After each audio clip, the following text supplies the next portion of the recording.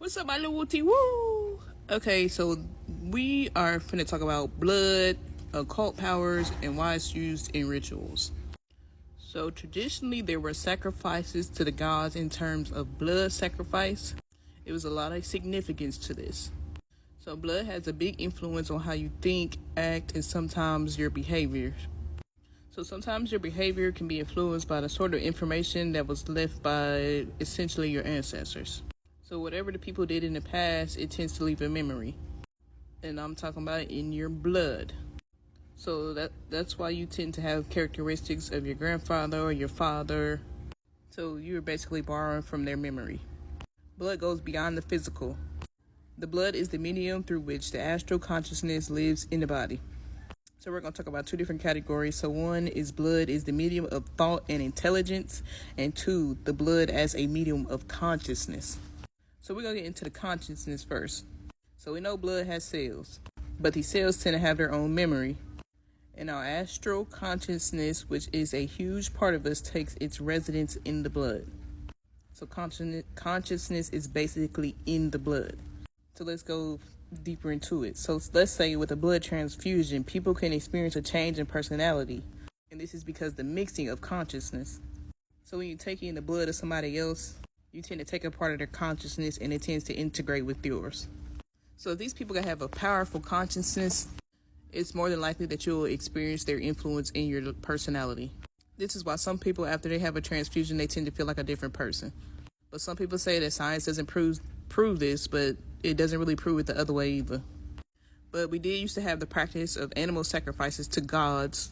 Now the emphasis was on offering blood. That is because you are offering the life of the animal, the consciousness that lives in the animal.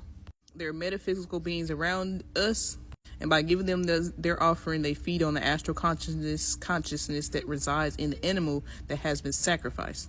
So these beings are gods that the sacrifices were made to. It was more than an honor for them to receive that. That's because they feed off astral consciousness. Then they integrate it with their metaphysical bodies, and that's why they are able to live. Now, in some traditions, there are often the emphasis of honoring people who have passed through these festivities of sacrifices, and it's figuratively done to keep them alive. So when you think about people of the past, especially those who passed away, their memory tends to fade away. They also start fading away completely, even in the astral realm. So these traditions often emphasize that it's important to honor the ancestors.